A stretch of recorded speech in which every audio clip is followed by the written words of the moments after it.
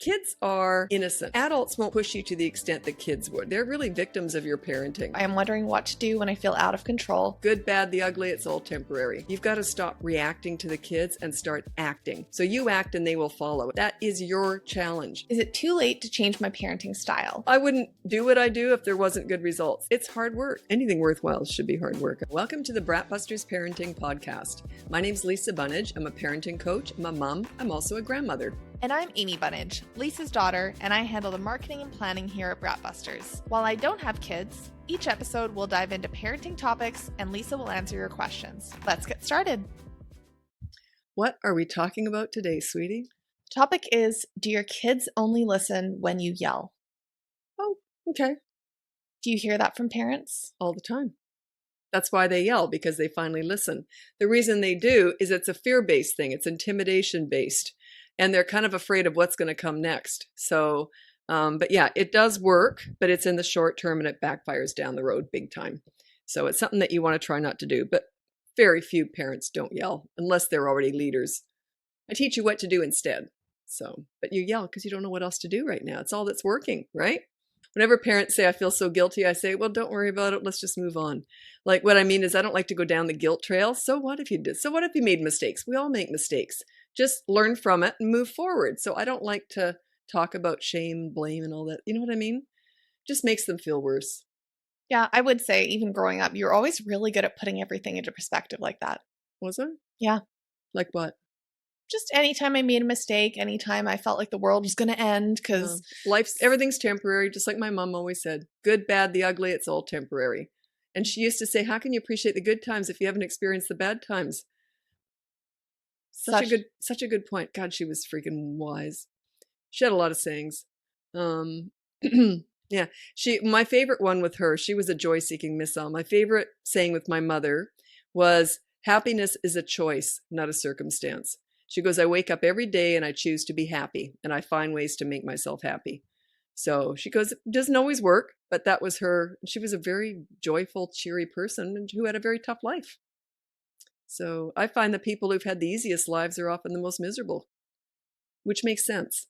How can they appreciate what they've really got if they've never suffered?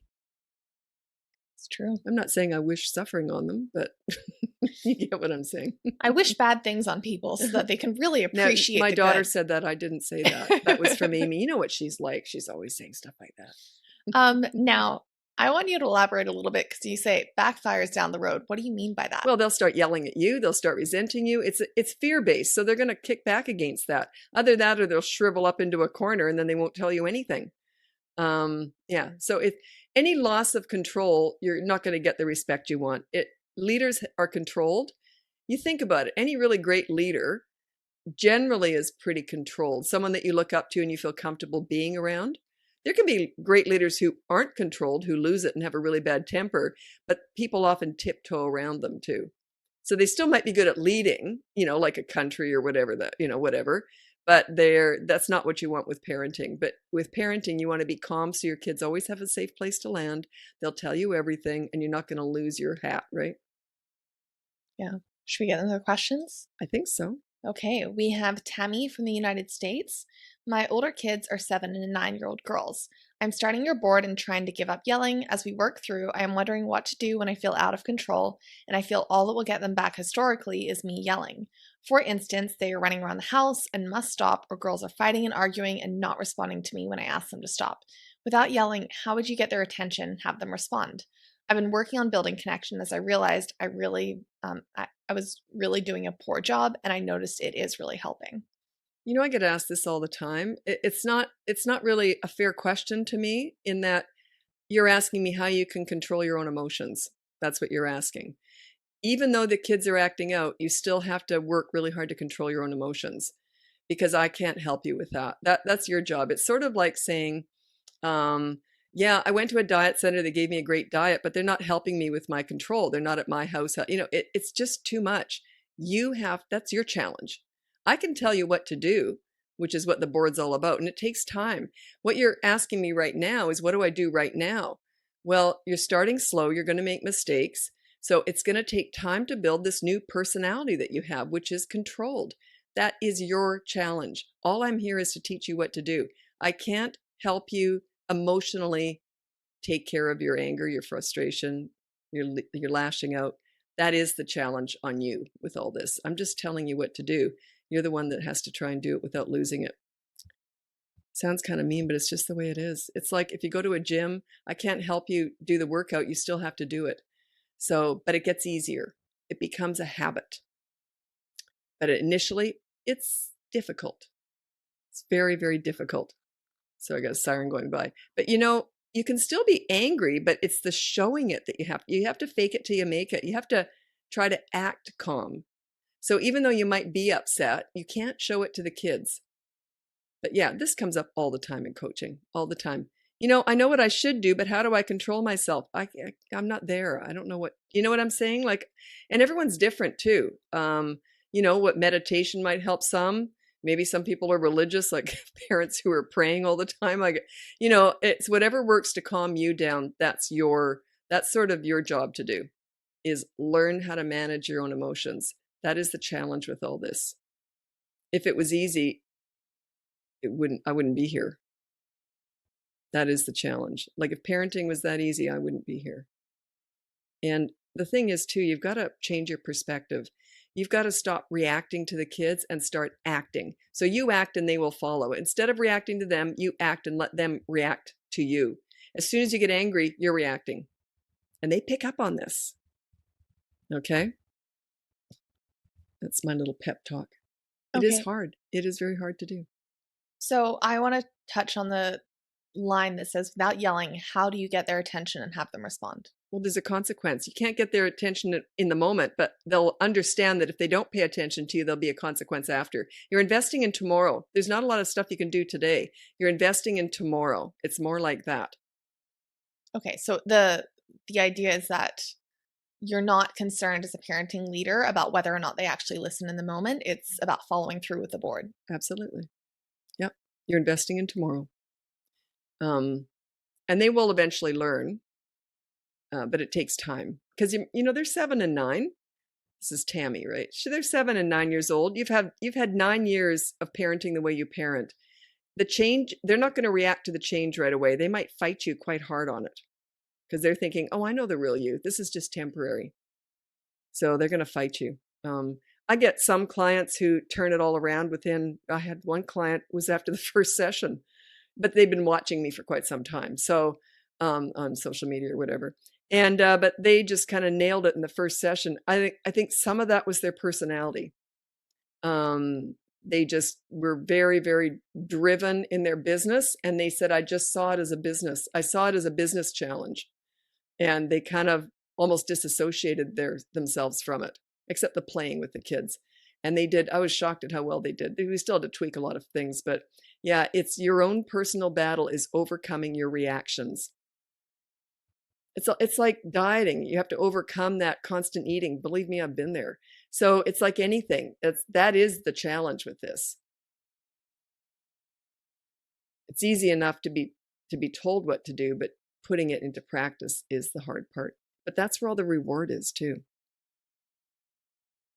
Yeah, I won't go on too much yet. I was going to go on a bit of a story, but I won't go on too much right now. Well, I know it helps me when I'm dealing with any issue as well is hearing the success stories. It's nice to hear what's on the other side because if you're in it, then you might be like, how long is this going to take? And then also like, what does this actually look like at the end of it? And am I still going to be experiencing all this? Or like, what does the end result look like? It takes about 3 to 6 weeks to see any real results. And then to cement them in, it could be 3 to 6 months. And depending on the age, depending on where you're at when you start.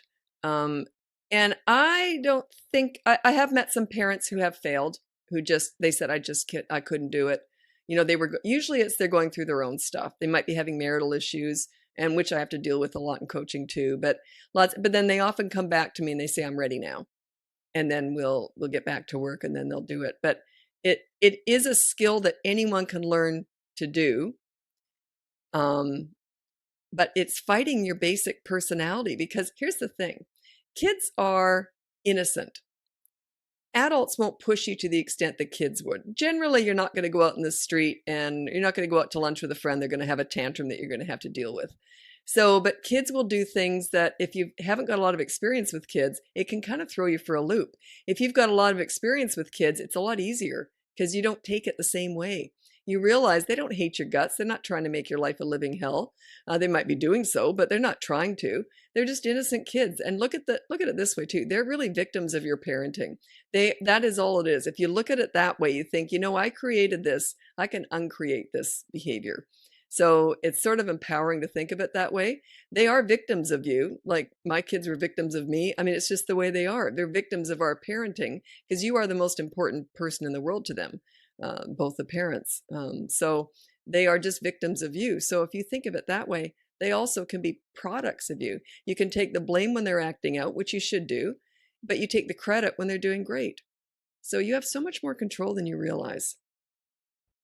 And whenever I'm working with parents who have this huge turnaround and they're just doing fantastic, they all say, it's kind of, we often laugh at this when they do this. They'll say, it's all about me. And I'm like, I think I said that right in this first session, but it's like they've never heard it before. It's all about me. All I did was change my perspective. And I'm like, yeah, that was session 1, the first minute. But it's like they just came up with it, but it doesn't really sink in until they're ready to hear it. So until you're ready to hear it, you think it's the kids, but it's not, it's you. I managed to get respect with all the kids I was working with, toddlers up to teenagers. Was it them or was it me? Was it my control? Well, it's easy to be controlled when you know how well it works and you've got experience with it, right? But if you don't have experience with this working, it's much harder to do. But once you know how well it works, it's easier to do. But yeah, these parents who just get it, you should see them. In the first 20 minutes of the session, once they get it, they talk nonstop. And then another thing I did, I just said to them, do you know what I was thinking? Here's what we're going to do. But like they just go on and on about how great they're doing. And I just sit back and smile. I think, yeah, they've got it. They've got it. But it's a different time frame for everybody. It's you. It's not your kids. It's you. You have to decide, you know what, as of today, I'm just going to dig my heels in. I'm just going to do it. I can do this. Anybody can learn this. By the way, this kind of helps some parents, so I've heard, that I'm not a leader in my personal life at all. In my inner circle, I'm very much a follower. Right? Oh, I can so attest to that. Absolutely. And I don't want to make any decisions in my personal life. In my inner circle, I like to be told what to do. Just because I don't want to, I make so many decisions in my business. I don't want to be told what to do in I don't want to make any in my personal life. So you don't need to be a leader in your personal life. I'm only a leader with kids and teenagers, and that's it. Okay, go on to the next question. Sure. So, Amanda from the United States, I did the behavior board with my 4-year-old and my rule was no yelling. We've been doing this for a while and we no longer use the board and I no longer yell, which is great. But now I feel like I don't have a way to show her that I make mistakes too. Not to sound arrogant, but I don't make mistakes often. I forced myself to yell to show her that I follow my consequence, but is there something else I can purposely mess up and that's not yelling to make it right with a consequence? Also, my husband doesn't want to be on the board. Will him not doing a consequence when he does things wrong make this process harder? He does make it right to the girls if the girls get hurt on accident with playing too rough if they wrestle, but he doesn't with yelling or when he gets angry. Any advice is greatly appreciated. That is so funny. I can't find another flaw. I don't have any. That's so cute. What I would put is, I think it's probably on the behavior board, is that if you can't come up with anything, you can put down your rule is you have to play hide and seek for 10 minutes every single day and then just undershoot. Just make a mistake, play for 8 minutes. The timer goes off after you've already left to go and do it. I'll be right back. And then you come back and the timer goes off and then the kids don't pick up on, you got a 4-year-old. If your child doesn't pick up on that, say, I messed up. I didn't play for 10 minutes. Now I have to play for 20 minutes tomorrow. So that's how you inventing leverage. As far as your husband's concerned, he's missing out because this behavior board is all about connecting. The connecting is the parent's consequence. Children love that. It makes them feel respected, loved, safe, secure, that they have a leader. It's all that good stuff. Your husband's missing out. I sometimes will work with families in coaching, and the husband's never the wife. It's always the husband doesn't want to be on there. I get it. Men are fixers. They don't want to, they don't want someone else fixing things, right? So I get that. It's a male thing. So, but it's very rare unless it's a cultural. thing. Like some cultures, the man would not be accountable. It's just, and I respect that in different countries and that. It's extreme. I usually get them on the board too. It's extremely rare to not be able to get both parents on the board. Extremely rare. Maybe one per year will happen. And you know what's interesting? This happened. It used to happen a lot more. I think they've seen me more on social media now, so I think they're both more likely to get on the board. But before I was sort of splashed all over social media, often husbands didn't want to be on the board. And you know what they'd often do? They realized the bond that the mother was getting with the kids, and they would hire me behind the mom's back. How do I do that stuff? How? Because they didn't want anything to do with it. And they don't want to admit to the wife. Usually we end up, the wife gets in on it too. So, because I said, don't say I told you so. She probably does behind my back. But anyway, I don't blame her. So. But yeah, it's about connecting. So he's missing out. Just tell him, no, you don't have to be. They only need one leader, but he will miss out in the long run because the leader is the prized role. The leader is the one they're usually the closest to. They're also the one they're going to tell everything to right through the teen years. So he is missing out. Maybe that's on me. Maybe I can figure out some marketing ploy to get the husbands on board who don't want to be a part of it. It's very rare. Like I said, it's maybe one per year. And they used to often hire me behind the wife's back because they thought, geez, I didn't know it was like that. But like I said, I wasn't on social media as much, so they couldn't see what was really going on. But anyway. I think also just the way it's framed, I can understand it may seem juvenile or Behavior it may, board. Yeah, I get it. But yeah, no, I totally get it. But I'm not here to sell people on it. If they want it, they do, But the wife, yeah, it's, have I ever had a wife that didn't want to be on it? No, I don't think I ever have. I can't remember anyway. Maybe I have. Sorry, the alliteration is too good. BratBusters Behavior Board. We're not changing the name of it. I used to have on my van, I used to have BratBusters.com. Is BratBusters parenting or BratBusters.com? I think it was .com. I think it was too. On my minivan, my poor kids riding around in the Bratmobile. But then what happened is I started getting more of follow, I used to do a lot of TV and radio. So people would recognize me, obviously, because it's on my van too. So then I peeled it all off. I thought I don't really want to be recognized out there. But I thought it was pretty funny. You're like parking reverse into the driveway because people could recognize the house. And Exactly. Yeah, it was kind of embarrassing. But I just thought it was good marketing. You're supposed to do stuff like that. So I did it back, and that was 20 years ago. But anyway, so yeah, my poor kids riding around the Bratmobile. Yeah, I get it. It's just supposed to be funny. But anyway. It's character forming for me. It was very character forming. I had a lot of great character forming moments growing up. No, that was the only one that was my fault. Oh, no, that wasn't true. That was the Halloween one too. Yeah, we've done a few. We've done a few. Okay. It was a costume she was in for Halloween. She got teased about. Chances are I might have had something to do with that. It's okay. I'm here. I'm good. Okay. Okay, next question is Tiffany from the United States.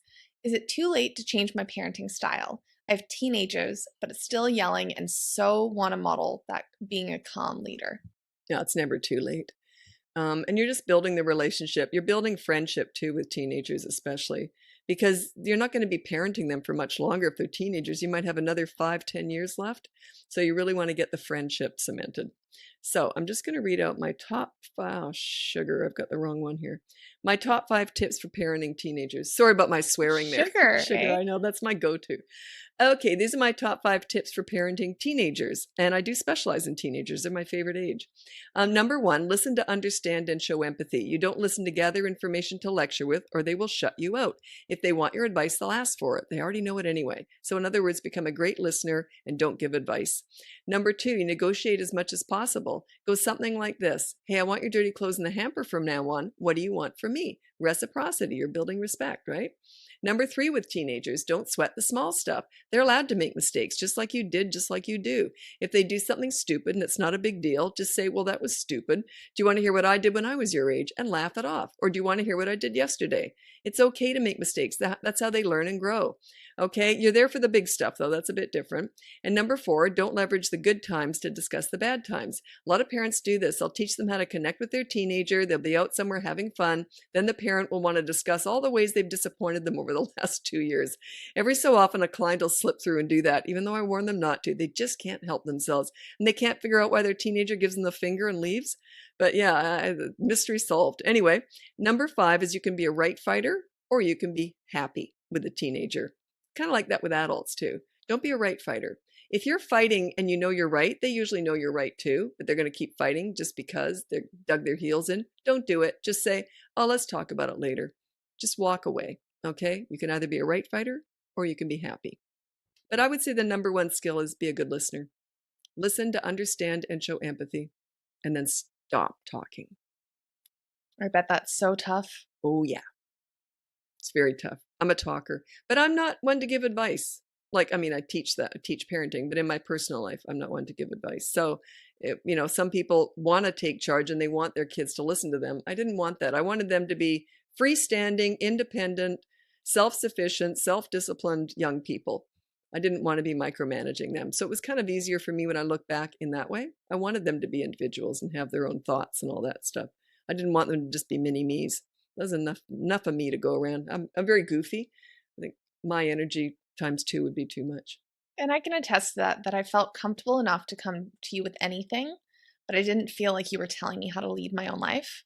And I mean, my brother and I are very different people. So like, it's not like we're just mini yous. Which proves that we're all different. Like they're not supposed to be carbon copies of you.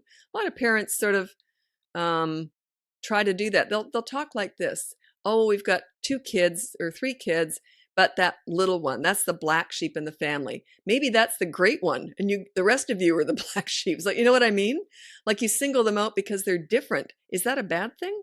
Parents often say that, and I wonder, do they see that as a negative because they're different? It's not even always a behavioral thing. Sometimes they just have their own beat that they're dancing to. So yeah, they don't embrace the fact that they think differently from you. Embrace that. There's nothing, maybe you'll learn something. If you're not learning more about life and yourself through your children, you're doing it wrong. Open your mind and let them teach you along the way. I've never read a book on parenting or kids or taken a course on it or anything. Kids taught me all this. I went right to the source. They taught me all this. They taught me how to be patient and open-minded. And their love language is play and fun. I think mine might be food. And food. I hate cooking though, so I had to rely on humor. I think mine always was food as well. It actually was food. I can remember you were little too, and I used to go and they call it a cooked chook in Australia where we lived, and it's just a roasted chicken that you can buy already roasted, but it's called a cooked chook. And we used to get that, and the 2 of us, you were like 2 or 3. I mean, we would like just about devour the whole thing.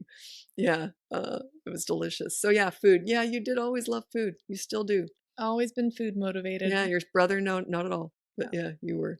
It's true. Okay, we have the next question is anonymous. My child is 2.5 and she loves doing dangerous things, particularly running on the couch and trying to climb over it.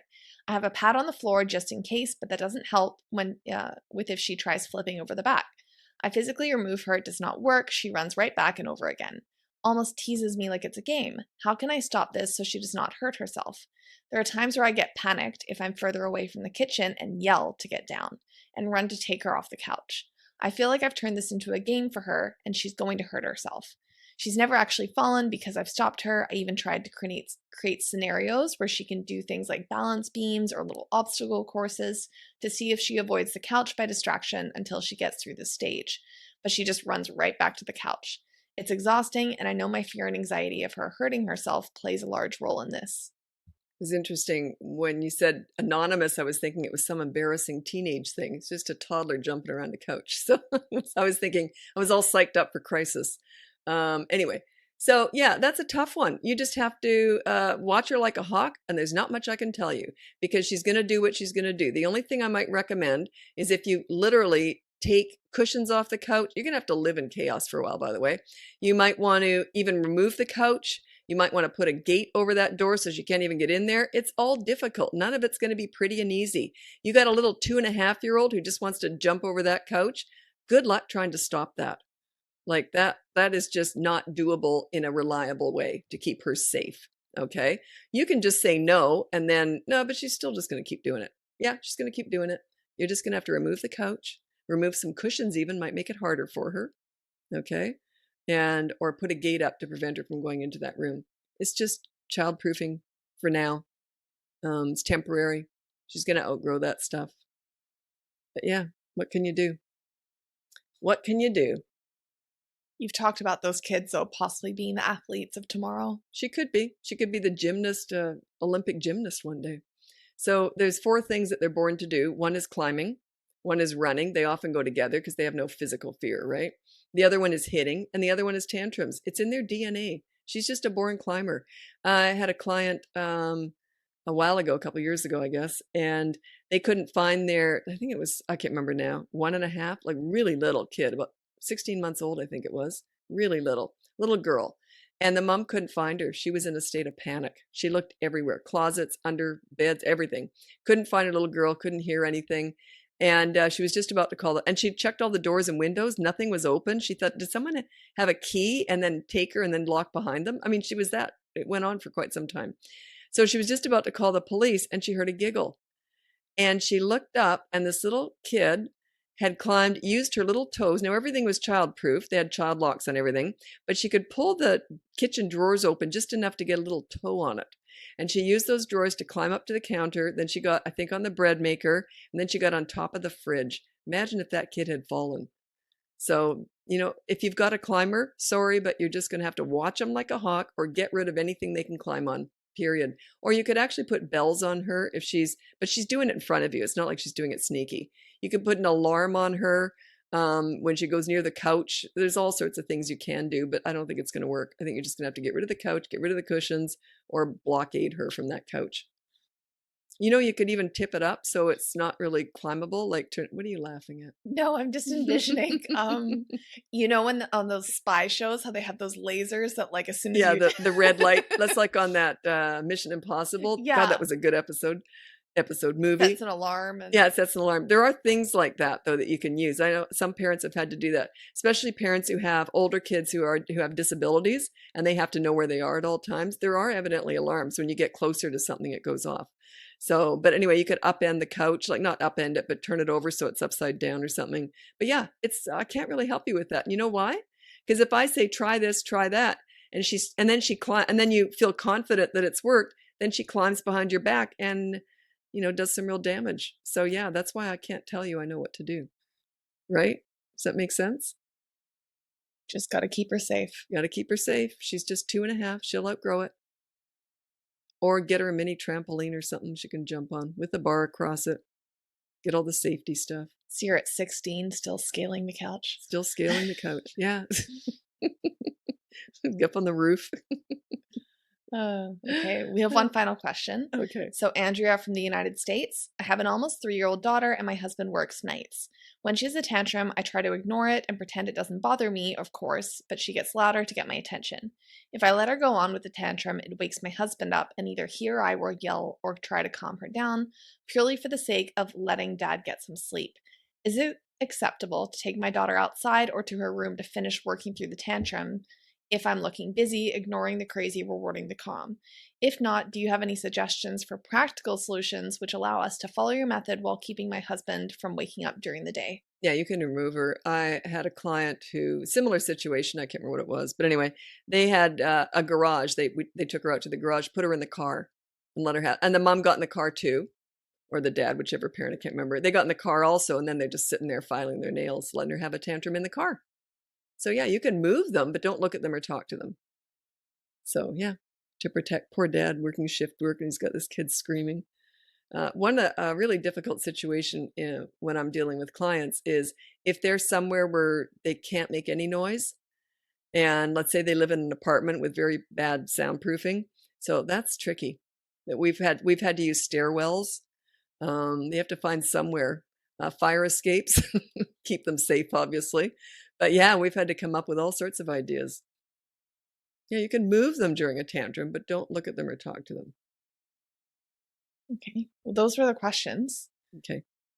Anything else you want to touch on, just on the topic of parents yelling, frustration? Most parents yell. It's so rare that I get a client who doesn't yell. Because I always say at the top of this first session, I always say, so when we're doing the behavior board, I say, so do you yell? It's so rare that both parents say no.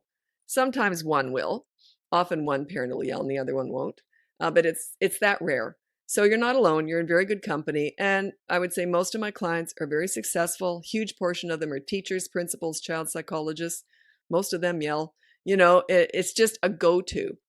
It's a natural, I think, just an animal instinct that if something isn't going right, that you just yell because you know it's going to work. In the moment, it will backfire down the road.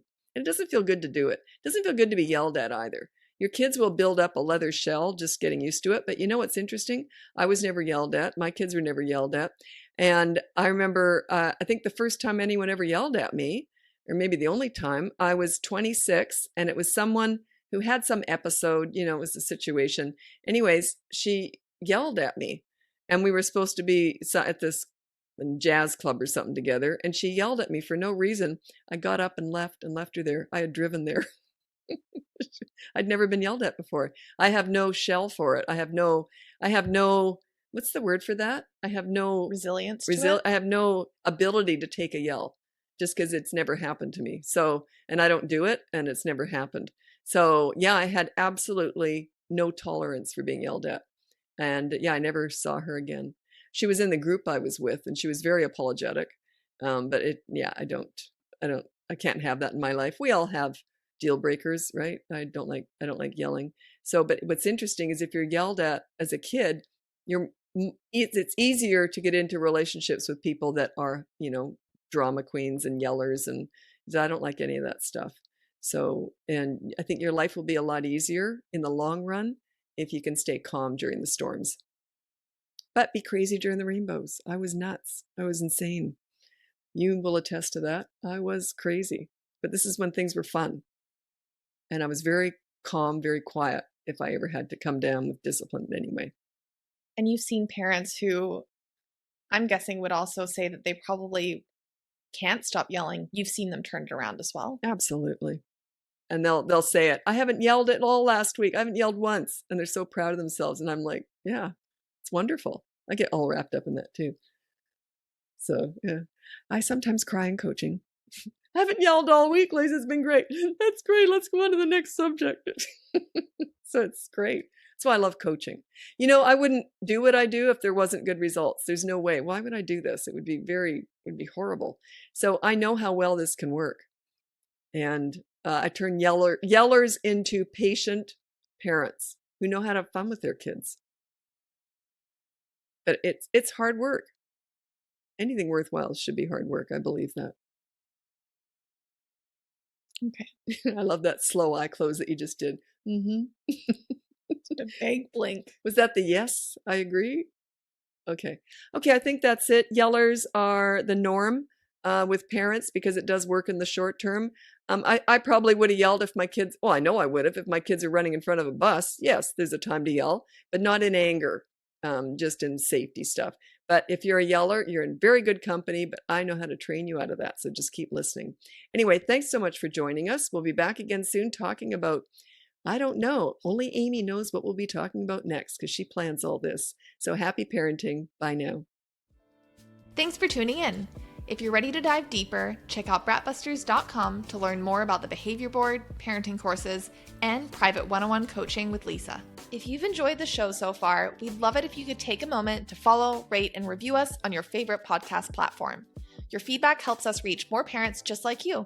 The information provided in this podcast is for general informational purposes only and is not intended as a substitute for professional advice. Lisa is a parenting coach, mom, and grandmother. She is not a licensed psychologist or counselor. Her services do not replace the care of psychologists or other healthcare professionals. For a full disclaimer, please visit BratBusters.com/disclaimer.